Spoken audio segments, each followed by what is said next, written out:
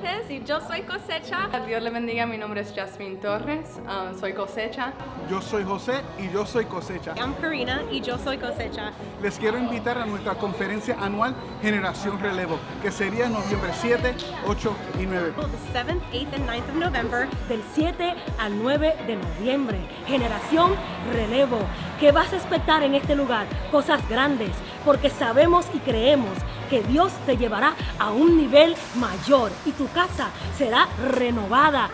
If you're like me, we have calling over our life for the next generation. I think it's time for us to get equipped. We need to get ready. We need to take the baton and take it further than what they've already done. And there's so much more that we can take over and we can do. So we want to see you here with us again, November 7th, 8th, and 9th. I want to invite you guys to Generación Relevo, November 7th through the 9th, because it's really important for you to know what it is to worship in spirit and truth. Te esperamos aquí, estamos súper emocionados de lo que Dios va a hacer aquí en este lugar.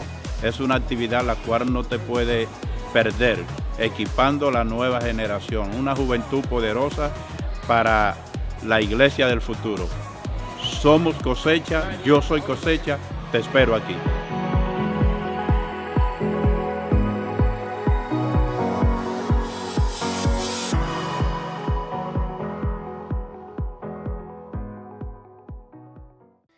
Antes de empezar a predicar, yo quiero darle un poquito un contexto de este pasaje, de esta prédica que empezamos hoy.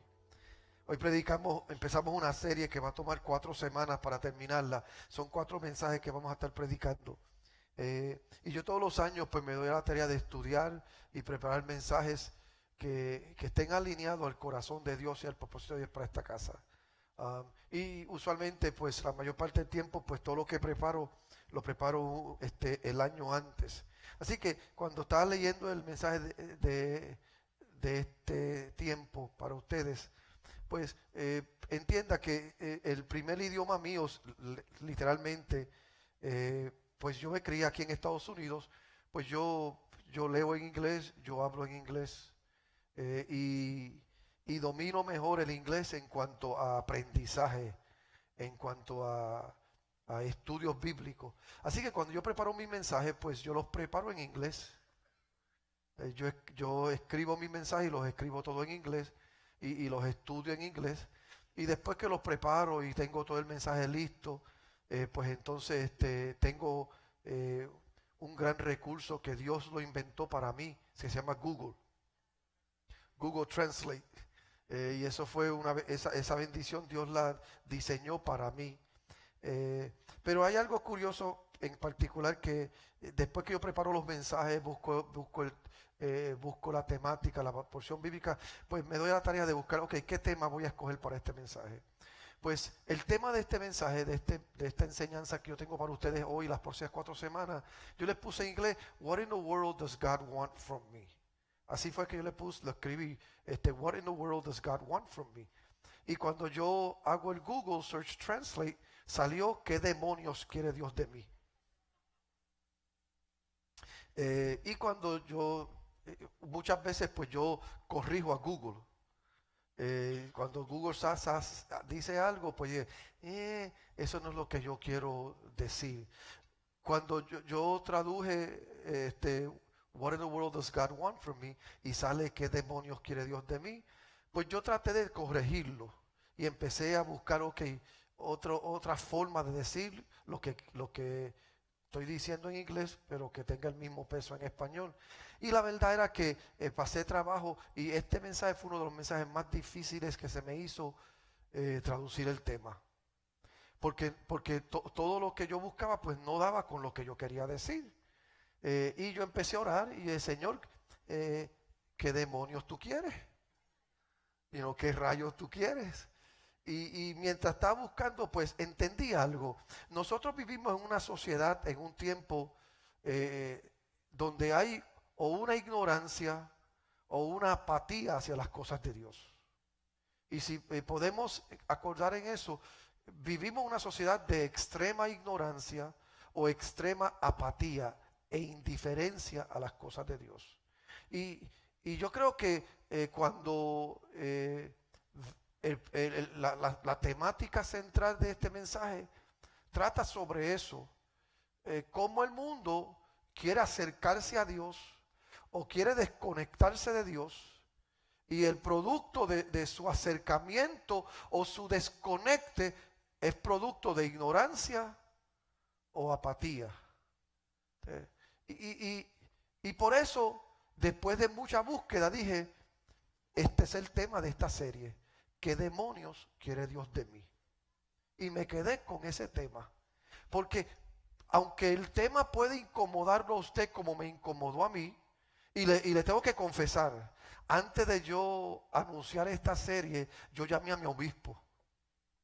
Y yo le dije al obispo, obispo, tengo esta serie que voy a predicar, este es el tema. ¿Le ofende a usted el tema? ¿O usted cree que debo de cambiarlo? Porque si el obispo me decía, Agustín, eso está mal, está fuera de orden, pues yo lo hubiese cambiado. Pero cuando llamó al obispo, el obispo me dijo, Agustín, solo tú puedes predicar un mensaje así. Y yo, pues está bien, yo quiero ser original, yo quiero predicarlo. Alguien una vez me preguntó cuál es la diferencia entre ignorancia y apatía. Y la verdad es que mi respuesta fue, no sé y no me importa. Esa es la definición más clara de lo que es apatía.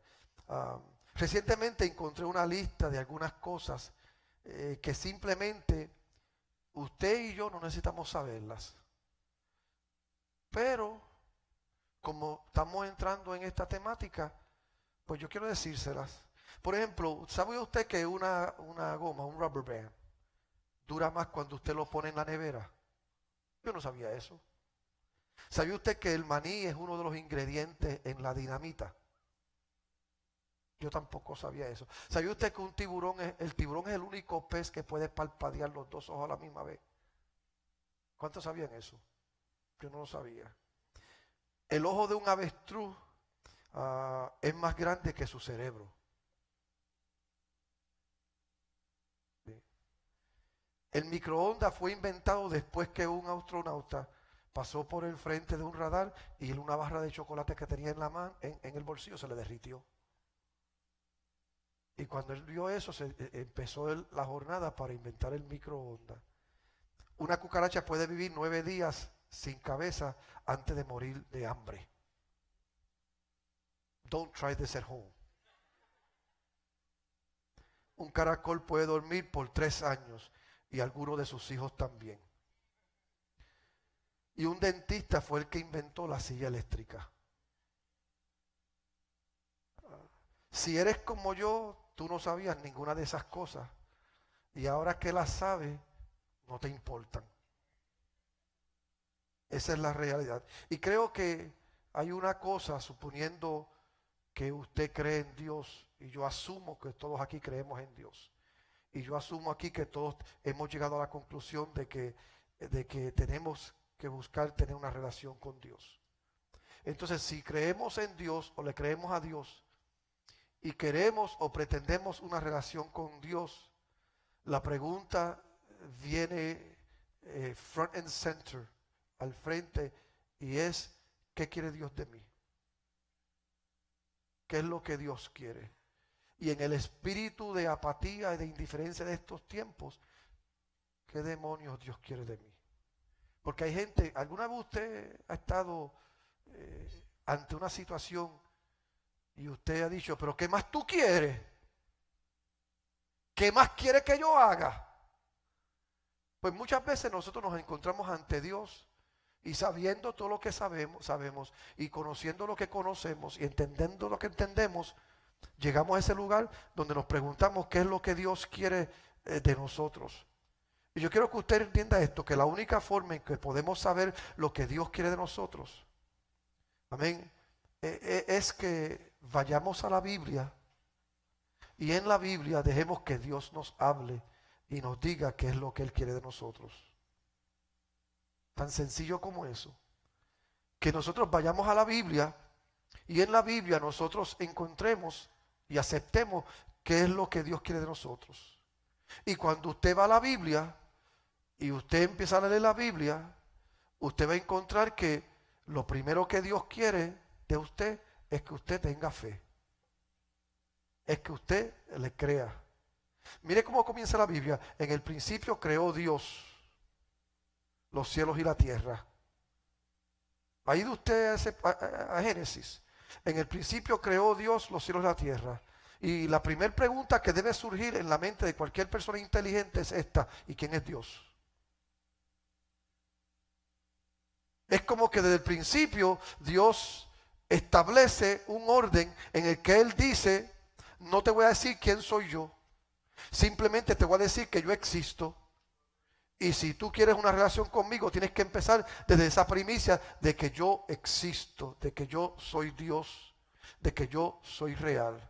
Pues entonces, cuando usted lee la Biblia, que dice en Génesis 1:1, en el principio creó Dios los cielos y la tierra, pues entonces lo que te está diciendo es: brega con esa verdad de que Dios es real, de que Dios existe. Y yo admito libremente que hay mucho que yo no sé acerca de Dios. Y hay mucho que estoy aprendiendo mientras más le busco acerca de Dios. Pero una cosa sí yo sé, es que la fe es el comienzo de una relación con Dios. Si yo voy a conocer a Dios, si yo voy a acercarme a Dios, si yo voy a buscar de Dios, si yo voy a agradar a Dios, si yo voy a tratar de entender a Dios, tengo que empezar creyendo. Tengo que empezar teniendo fe. El camino hacia una relación con Dios, o el pavimento hacia una relación con Dios, es una fe genuina en Dios. Incluso cuando usted lee la Biblia, especialmente en particular de la iglesia primitiva, la primera iglesia que existió después de Cristo morir en la cruz y resucitar de los muertos, los primeros cristianos no tenían derecho a llamarse cristianos si primero no se llamaban creyentes. Los primeros cristianos no tenían el derecho de llamarse cristianos si primero no se llamaban creyentes. Fueron los inconversos, porque los cristianos no surgieron hasta que un día un inconverso vio a un creyente y al ver ese creyente dijo: ese es cristiano. Así que hoy lo que quiero decirte es que más importante de tú ser cristiano es que seas creyente. Porque a mí me preocupa de que la iglesia esté llena de cristianos y vacío de creyentes. Pues yo te digo lo que le dijo Cristo Jesús a Tomás cuando Tomás estaba batallando con su fe. Cuando Cristo se le aparece a Tomás y le dice: no seas incrédulo, sé creyente. Pues yo quiero que tú le des la mano al que está a tu lado y le digas: muévete de cristiano a creyente. Muévete de cristiano a creyentes. Mire, hay muchas definiciones de lo que es fe. Y algunas de ellas a mí me intrigan. La duda, cuando hablamos de fe, hablamos de la duda es poner tu circunstancia entre tú y Dios. La fe es poner a Dios entre usted y su circunstancia. Una persona que duda pone a Dios, amén, en un lugar y pone la duda en otro lugar. Una persona que cree a Dios pone a Dios en el lugar y pone a la circunstancia en otro lugar y decide: Dios, brega tú con mis dudas, brega tú con mis circunstancias, brega tú con mis temores, brega tú con mis preocupaciones. La fe es eliminar cada temor que tienes, excepto el temor de Dios. La fe es dar el primer paso antes que Dios te revele cuál es el segundo paso.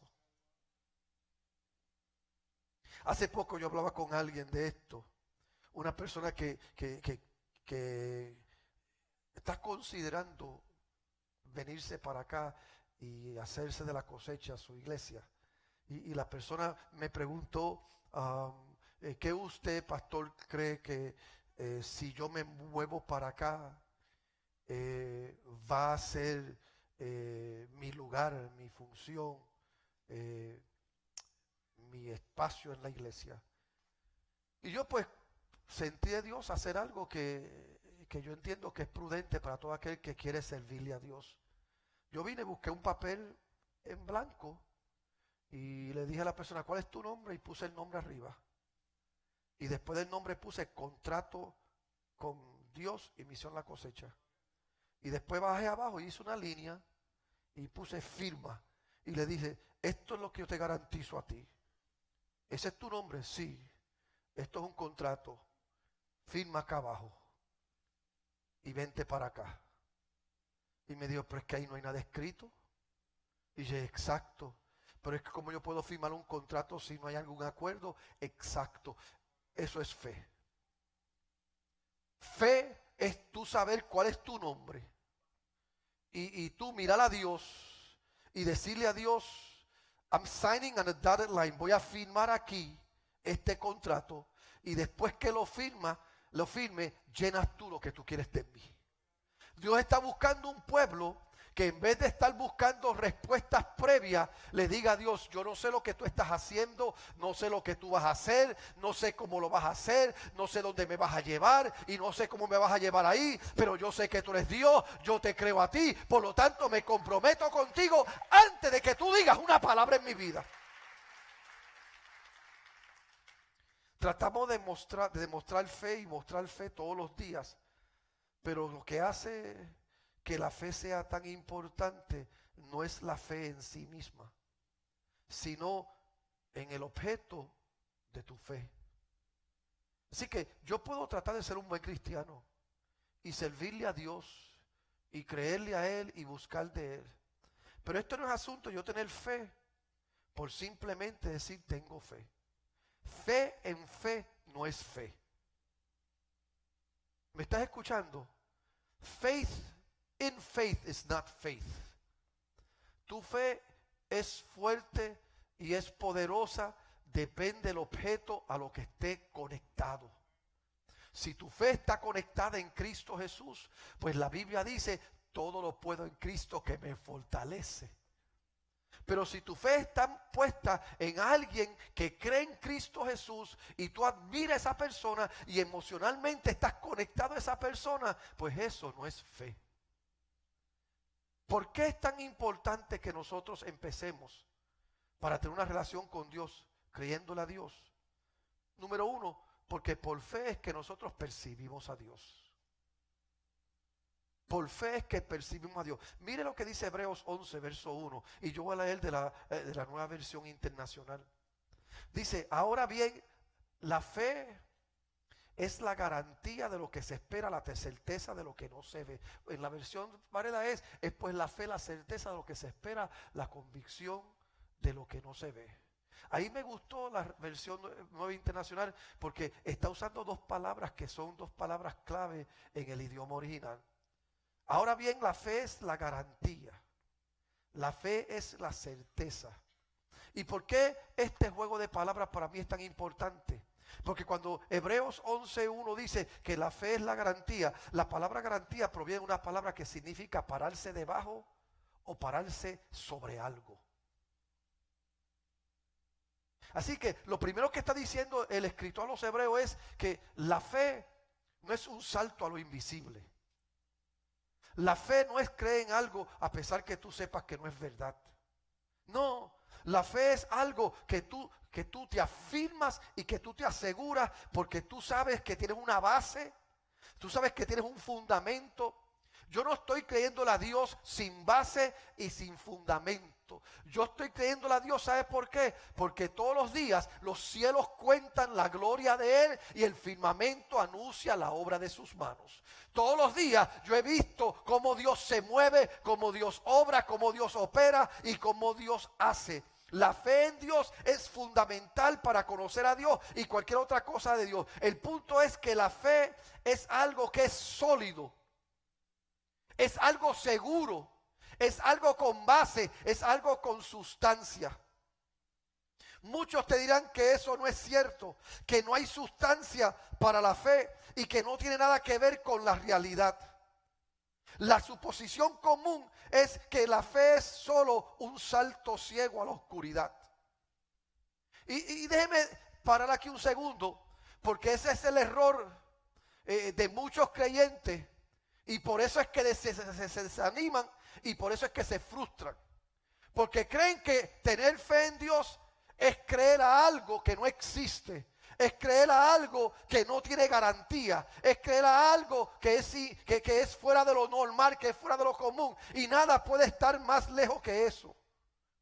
Porque cuando nosotros decimos que creemos a Dios, Estamos creyendo en algo que es garantizado, algo que es sólido. Recuerda la palabra sustancia, estás parado sobre algo. La fe es cuando estás parado sobre algo que tú tienes una fuerte razón para creer que es verdad, porque si no lo hace, no es fe, es presunción. If you believe in something that is impossible, that is not real, that has no substance to it, then it's just presumption. It is not real faith. La fe verdadera está basada en algo que es real. La fe no es creer en algo a pesar de lo que crees que es verdad. Es creer en algo porque tienes razón para creer que es verdad. Es como todos nosotros ejercemos fe todos los días. Para vivir necesitamos fe. Cuando usted se acuesta a dormir, usted tiene fe que usted se va a levantar al otro día. Cuando usted se despierta por la mañana, usted despertó porque tuvo fe de que iba a despertar.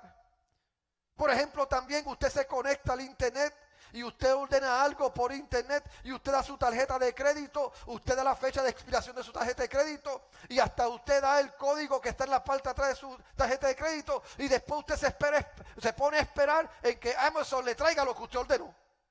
Eso es fe.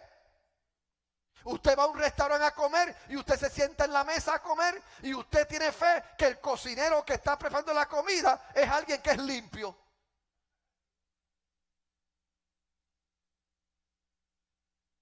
Eso, hay que ejercer fe para eso. Usted está en la cocina. Usted está viendo cómo están manejando las cosas. Usted ve si el que está preparando la comida se preparó las manos, se limpió las manos después de ir al baño o no. Pero usted está sentado ahí lo más tranquilo y usted está creyendo de que la comida que le van a traer es una comida que está debidamente preparada. Peor, ¿cuántos han ido a Europa aquí? Levanten la mano los que han viajado aquí a otro país extraño. Levanten la mano los que han viajado aquí a un país extraño. Levanten la mano. Mira, hay que tener fe para eso. Usted se mete a la computadora. Mire cómo es esto. Se mete a la computadora. Usted busca un cuarto. Y usted da el depósito para ese cuarto. Y para colmo después se monta en un avión. Viaja 5, 6, 7, 8 y a veces hasta 30 horas. Confiado. Creyendo que ese cuarto que usted reservó está pago y le está esperando a usted. Y es un cuarto limpio y está en un buen vecindario. Eso es fe. Pues entonces el escritor a los hebreos te está diciendo que si ejerce fe para cosas que no ves aquí y que no las tienes en las manos aquí, ¿por qué tampoco también ejercer fe en un Dios que aunque no lo ves, no deja de ser tan real como lo es aquello que tú ejerces fe todos los días?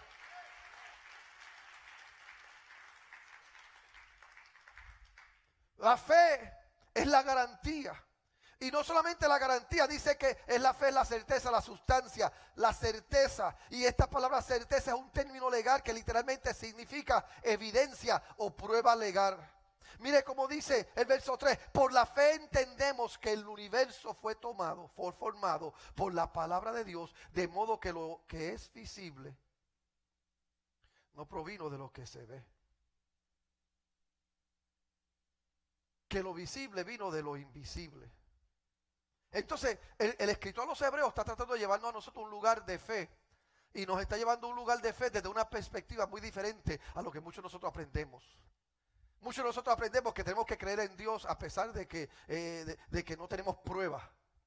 Y el escritor a los hebreos está diciendo, no, al contrario. Tienes que creer en Dios porque hay una garantía de que Él existe. Y tú sabes que esa es la verdad. Y tienes que creer en Dios porque hay una prueba legal de que Él existe y que Él está aquí y que Él es verdadero. Hay un mundo que nosotros podemos ver, pero también hay un mundo que nosotros no podemos ver. Y el hecho de que nosotros entendemos que hay un mundo que podemos ver y lo abrazamos, eso no desmiente el mundo que no podemos ver. Porque ahora mismo, por ejemplo, este podio que yo estoy usando para predicar está formado de átomos. No puedes ver esos átomos. Son invisibles a simple vista. No puedes ver los electrones, los protones y los neutrones que están unidos en fuerzas eléctricas para esto que está aquí. Porque la verdad es que si nosotros vamos a creer solamente en el mundo macro, pues vamos a ser unos ignorantes. Porque científicamente hablando y comprobado, el mundo micro es más grande que el mundo macro. Usted ve este podio que está aquí, usted ve este púlpito que está aquí. Los componentes que permiten que usted pueda ver esto, en esencia es mucho mayor que los componentes que te dejan ver esto.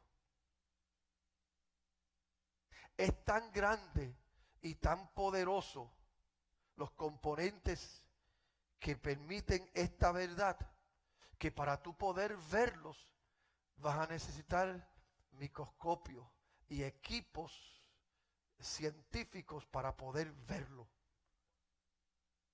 Entonces, lo que el escritor a los Hebreos está diciendo es, si vas a creerle, si vas a tener una relación con Dios, tienes que entender que esa relación está basada en una fe.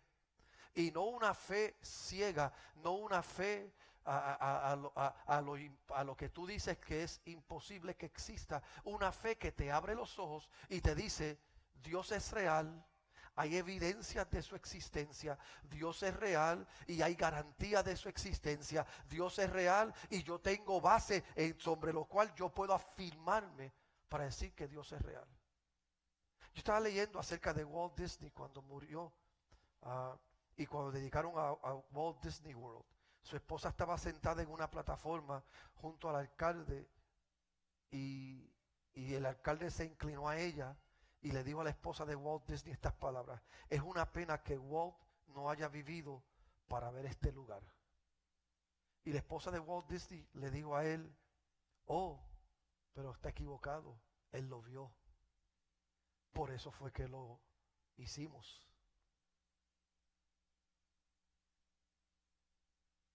Para que tú veas lo que tú ves hoy, alguien tuvo que verlo antes de que existiera.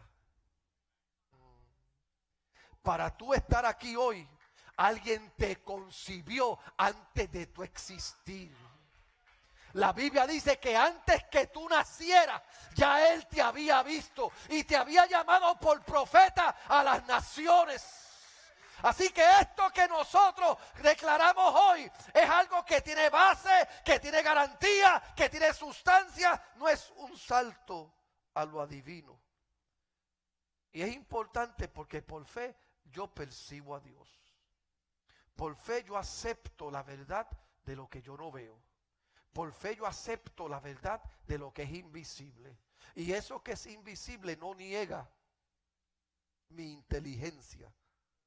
No niegan mis capacidades, más bien me posicionan.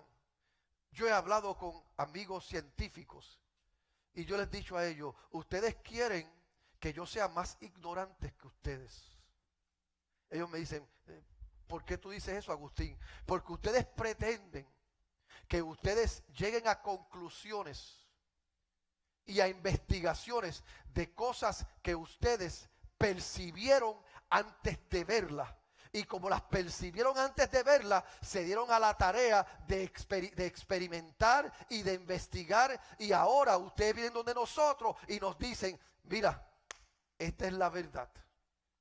Y yo les digo a ellos: y ahora ustedes esperan que yo aquí sea menos que ustedes. No, yo estoy parado en la misma base, en la misma sustancia, en el mismo fundamento de ustedes. Hay cosas que yo no veo, hay cosas que yo no siento, hay cosas que yo en este momento no las he percibido, pero por medio de la fe le he creído a Dios y Él me abre los ojos y yo puedo ver y puedo llamar las cosas que no son como si fueran por medio de la fe. Yo llamo cosas invisibles a lo visible. Yo llamo cosas que el mundo no ve para que las pueda ver a través de la fe en Cristo Jesús.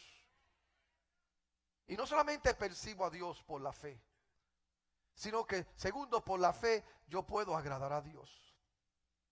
En verdad el verso 6 me gusta como dice que sin fe es imposible agradar a Dios. Esa es una afirmación muy sugerente, porque muchas cosas que gente empiezan que agradan a Dios, realmente no agradan a Dios. Y muchas cosas que gente piensan que no le importan a Dios, de verdad le importan a Dios. Y de la única manera que yo puedo acercarme a Dios y percibir a Dios es agradándolo a Él.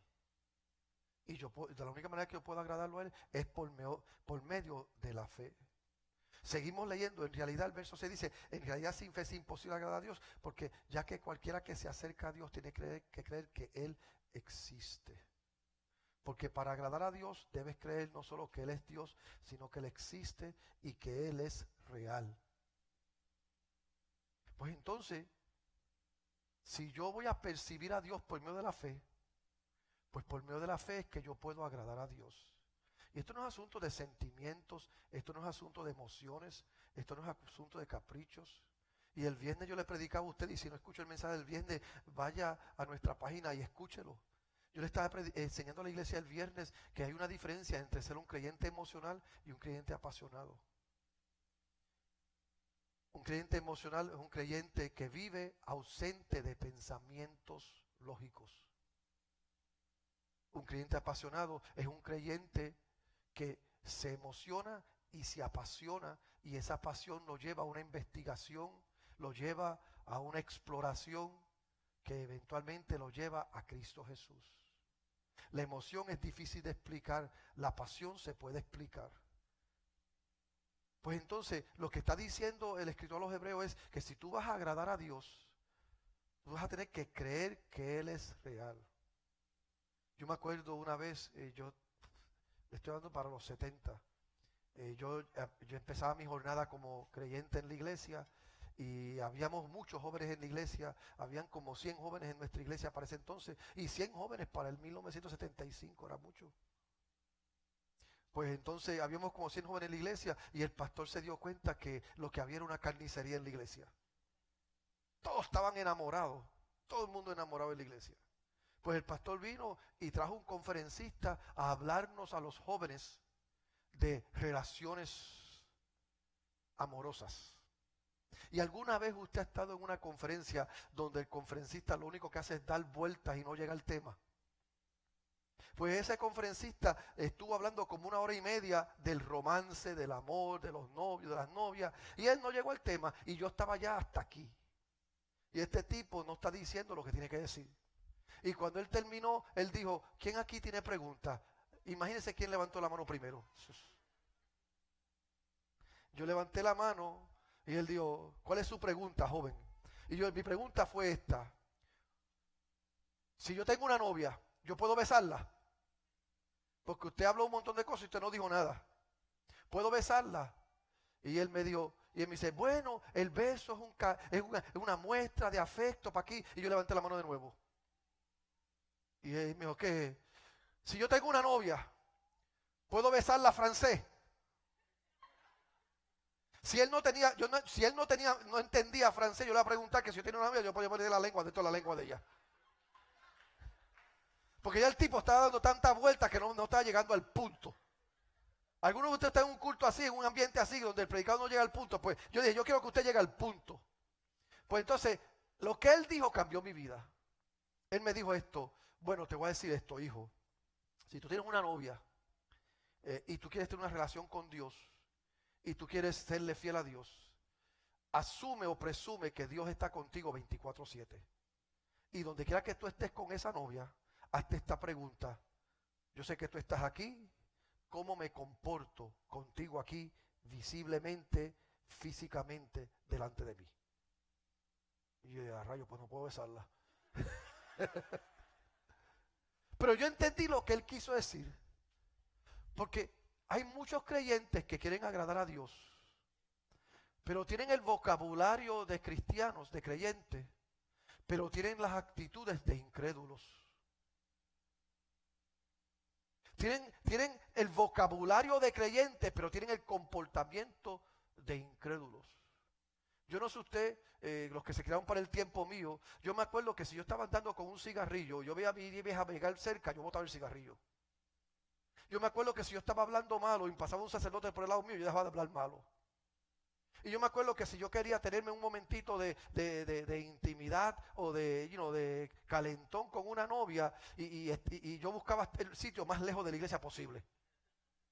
Porque cerca de la iglesia o en la iglesia eso no se hacía, ¿verdad, Marco? Entonces, en la iglesia no. Tú me gusta aquí, vámonos por acá. A cruzar la calle.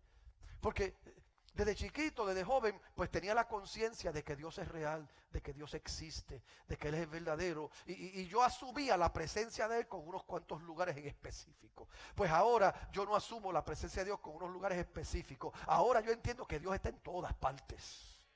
Donde quiera Dios está. Y yo tengo que creer que Él existe y que Él es, amén, y que Él es real. Tenemos un dicho que ver es creer. Y es cierto, pero también creer es ver. Y si tú le crees a Dios, tú vas a poder ver la grandeza de quién es Él. Y si plantea la pregunta, si Dios existe, ¿por qué no puedo verlo? ¿Por qué no puedo oírlo? ¿Y por qué no puedo sentirlo? Porque ese es un planteamiento que puede surgir en muchos de aquellos que están batallando con su fe. El pensamiento, por lo tanto, es: solo puedo creer lo que puedo ver, lo que puedo saborear, lo que puedo oler y lo que puedo tocar. Y de nuevo, eso simplemente no es cierto y nadie vive de esa manera. Porque usted no puede ver su cerebro, usted no puede ver sus pensamientos, usted no puede tocar su cerebro, usted no puede tocar sus pensamientos. Pero sus pensamientos son reales. Son reales. ¿Usted alguna vez se ha abierto la cabeza así para ver si tiene un cerebro usted? Usted asume que usted tiene un cerebro allá arriba. Es verdad que de vez en cuando nosotros tenemos dudas de algunas personas, pero en su gran mayoría, en la gran mayoría, pues aceptamos que si eres ser humano es porque tienes un cerebro ahí. Y yo volví y hago esta afirmación. Si puedes creer en tantas cosas que no puedes ver, ¿por qué tienes problemas para creer en un Dios que no puedes ver? Lo voy a repetir. Si puedes creer en tantas cosas que no puedes ver, ¿por qué no creer en un Dios que no puedes ver? Creo que Dios ha dejado sus huellas para que nosotros sepamos que es garantizado que Él existe y que hay pruebas de su existencia y que no podemos vivir dudando siempre. Él dejó sus huellas naturalmente en la creación. ¿Usted quiere ver la existencia de Dios? Estudie la anatomía del ser humano. Estudie el ADN del ser humano, la complejidad de nuestra existencia. Y yo sé que la ciencia ha querido simplificarlo hablando de evolución, pero el problema es que si la evolución es real en vez de una teoría, entonces ¿por qué la evolución terminó con nosotros?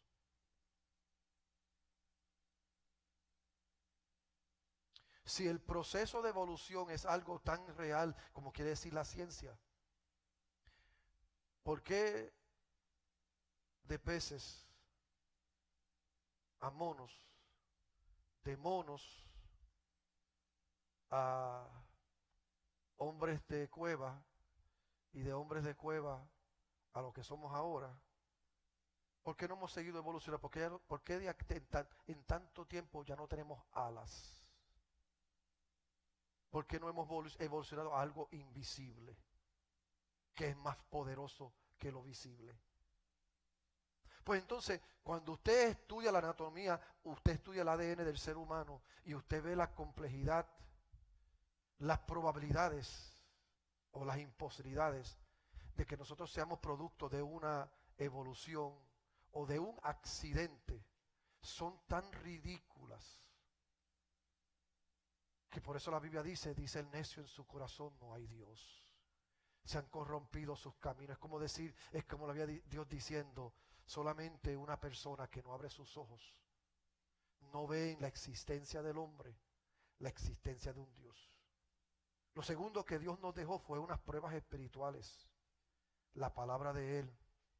Una palabra que fue escrita y que estableció preceptos, estableció códigos, estableció, amén, anuncios proféticos y que cada año que pasa esa Biblia cobra más fuerza y cobra más vida, porque miles de años antes muchas de las cosas que nosotros vemos hoy, ya esos hombres neófitos, esos hombres de antaño dijeron: esto va a pasar, esto va a existir, así va a ser. Y si usted se da a estudiar la Biblia, y usted se da a estudiar en particular la existencia de Cristo Jesús, usted va a descubrir que en el Antiguo Testamento, cientos y hasta 1000 años antes de Cristo existir, ya Él estaba siendo anunciado. Y las probabilidades de que se cumplieran 7 profecías en la vida de Cristo eran enormes, imposibles. Y no se cumplieron 7, se cumplieron todas. Así que espiritualmente hablando, Dios dejó huellas de su existencia. Y físicamente hablando, también. Porque la Biblia dice en Juan 3:16 que de tal manera amó Dios al mundo que dio a su Hijo unigénito para que todo aquel que en Él cree no se pierda, mas tenga vida eterna. Y aquel verbo fue hecho carne y habitó entre nosotros. Y la tercera prueba de la existencia de Dios para nosotros es la existencia, la prueba física. Y esa prueba física se revela a través de Cristo Jesús. Ningún científico, ningún profesor, ningún historiador, por más ateo que sea, niega la existencia de Jesús. Quieren negar su deidad, pero no pueden negar su existencia. Y al aceptar su existencia, pues tienen que reconciliarla con todo lo que la Biblia dijo. Y es ahí donde se convierte piedra de tropiezo para ellos. Así que por fe yo percibo a Dios. Por fe yo agrado a Dios. Y finalmente por fe yo busco a Dios. Yo sigo a Dios. Por fe, porque la calidad de la fe depende del objeto en el que tú colocas tu fe. Y una señal segura de que tu fe es real, en el Dios real, es que buscarás a Dios y también creerás que lo vas a encontrar cuando lo hagas. En realidad, sin fe es imposible agradar a Dios, ya que cualquiera que se acerca a Dios tiene que creer que Él existe y que Él recompensa a los que lo buscan a Él.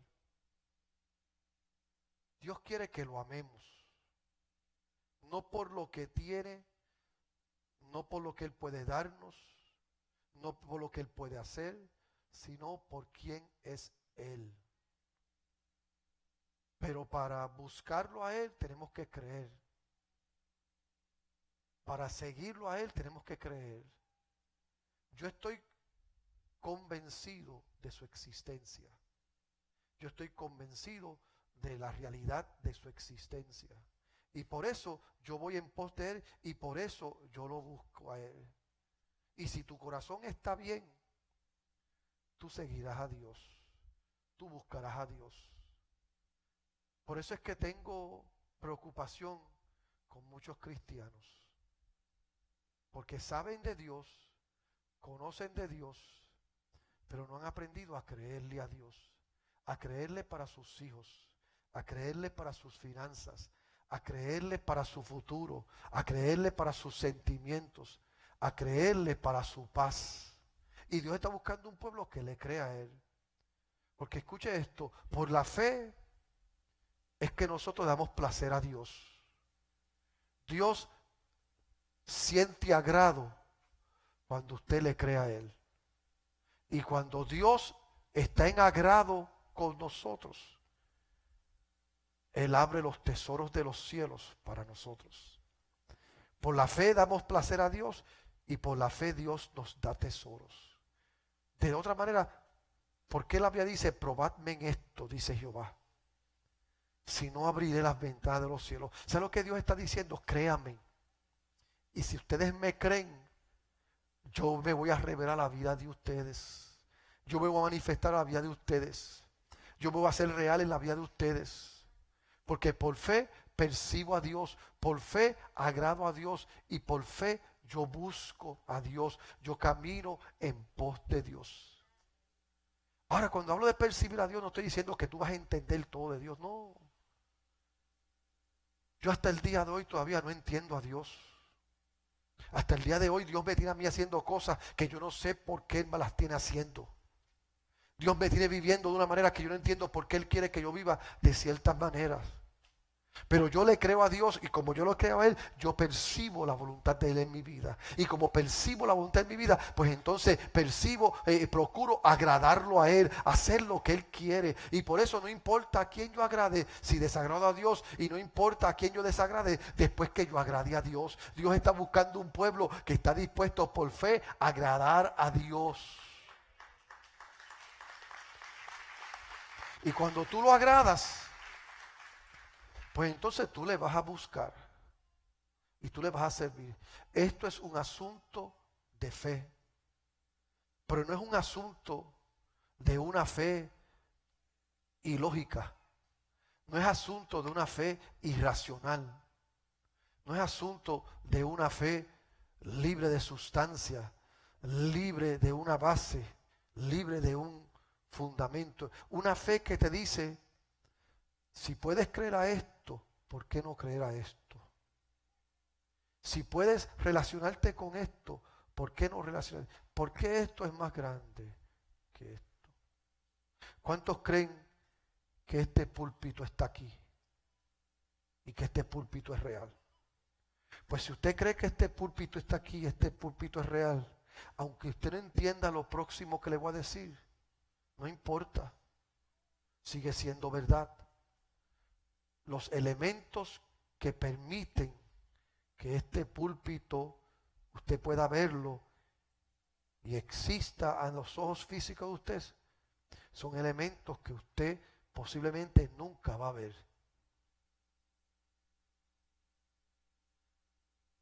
Pues yo te digo que Dios es real y Dios existe. ¿Y cómo yo sé que Dios es real y Dios existe? Porque yo te veo a ti. Yo te veo a ti. Y los elementos que determinan tu existencia humana, yo no los puedo ver, pero no dejan de ser real. Y parte de esos elementos que definen tu existencia humana es que un día Dios te creó y a imagen y semejanza de Él te creó. Varón y hembra nos creó Dios. Si yo puedo creer en mí, tengo que creer en Él. Si yo tengo que creer que tú eres real, que tú estás aquí y que tú no eres producto de un Matrix. Pero qué fácil es creer en un Matrix, ¿verdad? Todavía hay gente que creen en el Matrix. Pero qué difícil es creer que Dios es real y que Dios existe. Pues hoy yo te invito a que si quieres percibir a Dios, tienes que creer. Si quieres agradar a Dios, tienes que creer.